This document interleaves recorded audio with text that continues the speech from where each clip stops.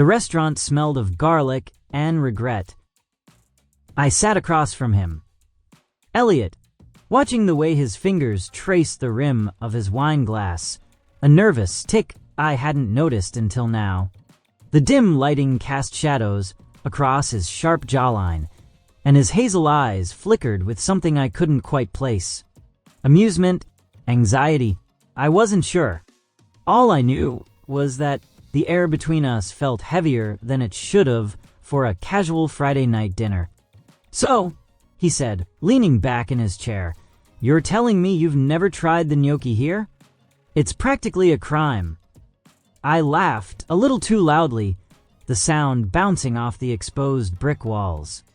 "I'm more of a spaghetti girl. Simple, reliable. Gnocchi feels like it's trying too hard." He smirked, and for a moment, I forgot why I'd agreed to this in the first place. It was supposed to be a friendly hangout. Two coworkers unwinding after a brutal week of deadlines. But the way he looked at me now, with that half-cocked grin and a glint in his eye, made my stomach twist. Not unpleasantly, but unexpectedly. "Simple's overrated," he said, his voice low, teasing. "You should let me corrupt you sometime." My cheeks burned. I reached for my water, desperate to cool the sudden heat creeping up my neck. Was he flirting? No, I was overthinking it. Elliot was just charming like that. Disarmingly easy to talk to. It's why we'd clicked so fast at work. Late nights at the office, trading sarcastic quips over lukewarm coffee, had turned into this. Dinner at a place with candles and a wine list longer than my arm. A friend thing, right? The waiter arrived with our food, breaking the tension. I twirled my spaghetti, grateful for the distraction, while Elliot dug into his gnocchi with exaggerated enthusiasm. We fell into our usual rhythm. Banter, laughter, the occasional comfortable silence. But every so often, I'd catch him watching me, and my pulse would stutter. It wasn't until dessert, a shared tiramisu he'd insisted on, that the first crack appeared. "So," he said, spoon hovering midair, "how's Mia doing? You two still talk every day." Mia, my best friend since college.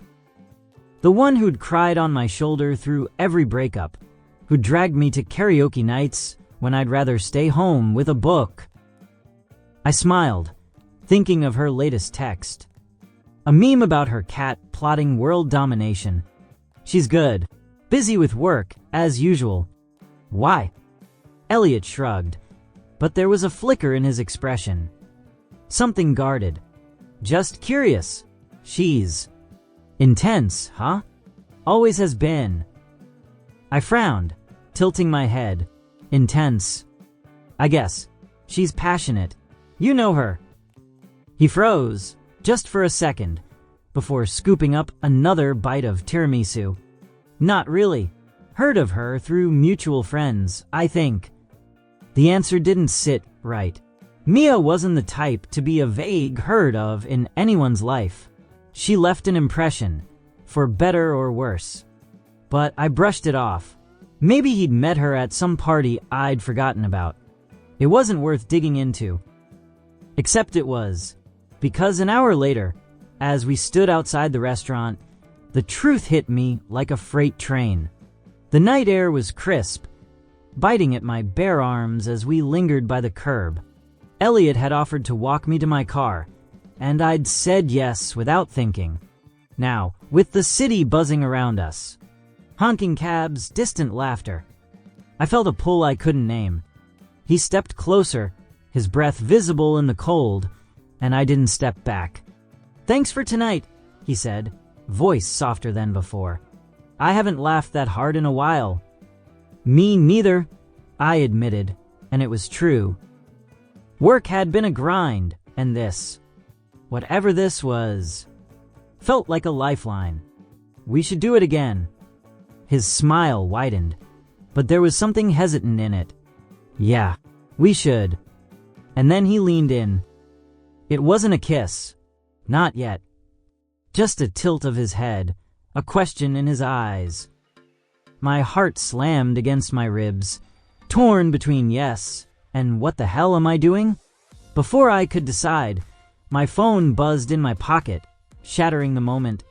I fumbled for it, grateful for the interruption. A text from Mia lit up the screen. Call me when you're free. Need to vent. Everything okay? Elliot asked, stepping back, hands shoved into his coat pockets. Yeah, just Mia. She's probably stressed about work again. I hesitated, then added, You sure you don't know her? You seemed, I don't know, weird about it earlier. He laughed, but it was tight forced. Weird. Nah, I just... Look, it's nothing. I dated someone she knew once. Small world, right? The words landed like a pebble in a still pond, rippling outward. Someone she knew? Yeah. He rubbed the back of his neck, avoiding my gaze. It was a while ago. Didn't work out. My stomach dropped. A while ago. Someone she knew. The pieces were there, but I couldn't fit them together. Not yet. Who? He sighed, and when he finally met my eyes, I saw it. Guilt. Mia. The world tilted. Mia? You dated Mia. It was years ago, he said quickly, like that made it better. Before you and I even met. We were together for, 6 months. It ended messy, but it's ancient history. Ancient history. 6 months. Messy. My mind raced, pulling up every tear-streaked memory of Mia, sobbing over some guy who'd ruined her. She'd never named him. Just called him, that asshole, or the worst mistake of my life. I'd assumed it was. Some random jerk, not Elliot. Why didn't you tell me? My voice was sharp, louder than I meant it to be. A couple passing by glanced at us, but I didn't care. I didn't think it mattered, he shot back, then softened. I mean, I didn't know you two were that close until tonight. And by then, I didn't want to ruin this. This. I gestured between us, my chest tight. What even is this, Elliot? Were you ever going to tell me? I don't know. He looked away, jaw clenched. I didn't plan this, okay? I like you, Lauren. A lot. And I didn't want some old baggage, screwing it up. I stared at him, the man I'd spent weeks laughing with, confiding in, and now... What? A stranger? A liar? My best friend's ex... The betrayal stung, not just from him, but from the universe itself. How had I missed this?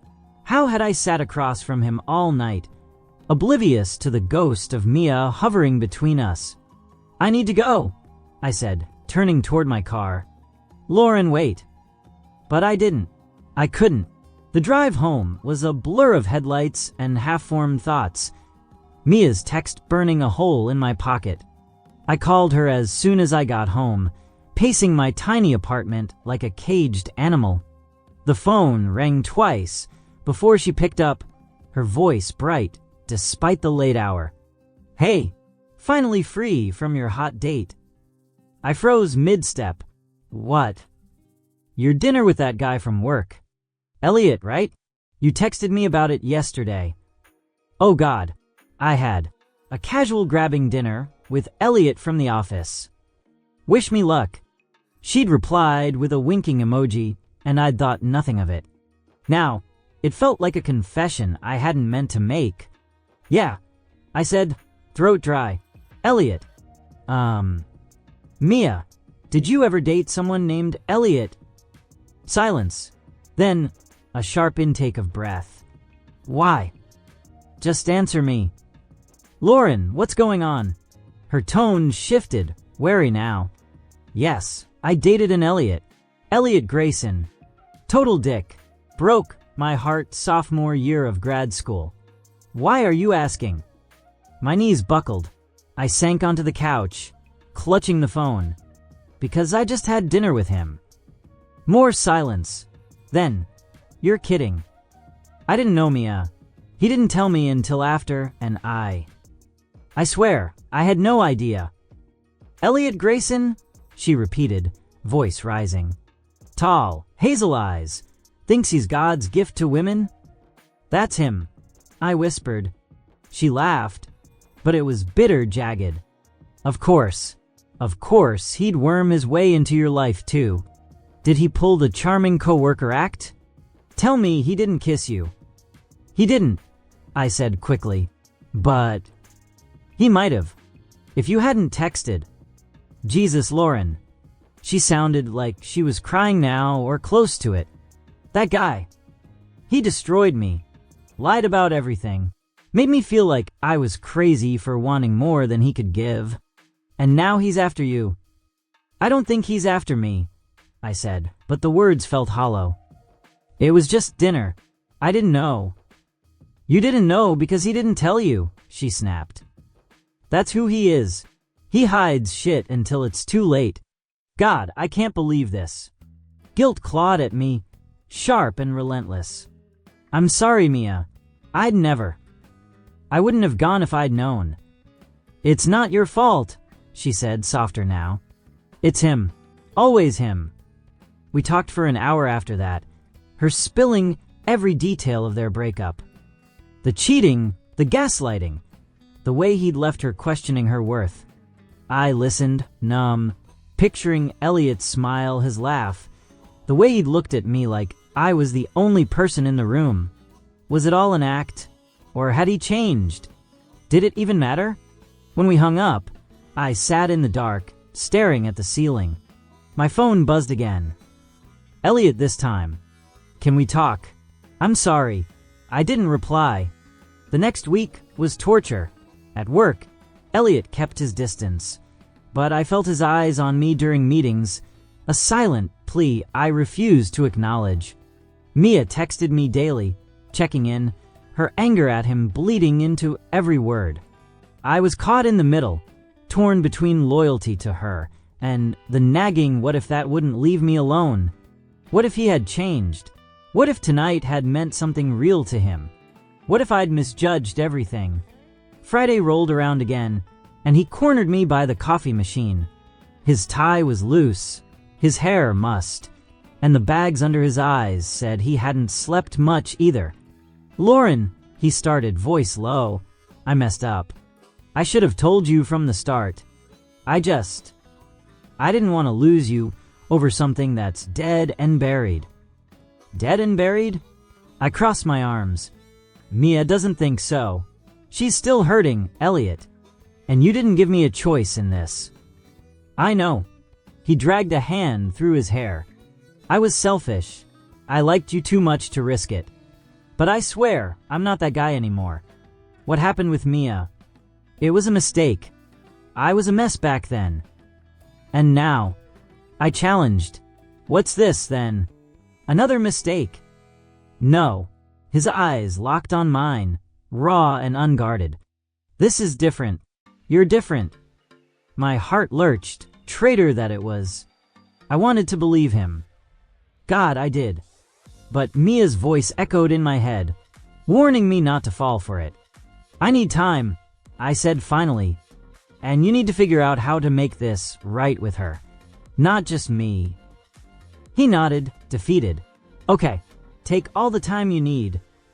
Weeks passed. Mia softened, her anger giving way to reluctant acceptance. If you like him, she said one night over wine, I won't stop you. Just be careful. Elliot didn't push, but he didn't disappear either. Small gestures. Coffee on my desk, a funny email. Kept him present, a quiet persistence I couldn't ignore. And me, I wrestled with it. The guilt, the attraction, the fear of losing Mia or myself in the process. But one night, staring at his latest text, still owe you that gnocchi corruption. I made a choice. I called him. Dinner. Tomorrow. We'll see where it goes. His voice was warm, hopeful. Deal. As I hung up, I felt the weight lift, just a little. Maybe this was a mistake. Maybe it was a beginning. Either way, I was ready to find out. Comment down if you want part 2.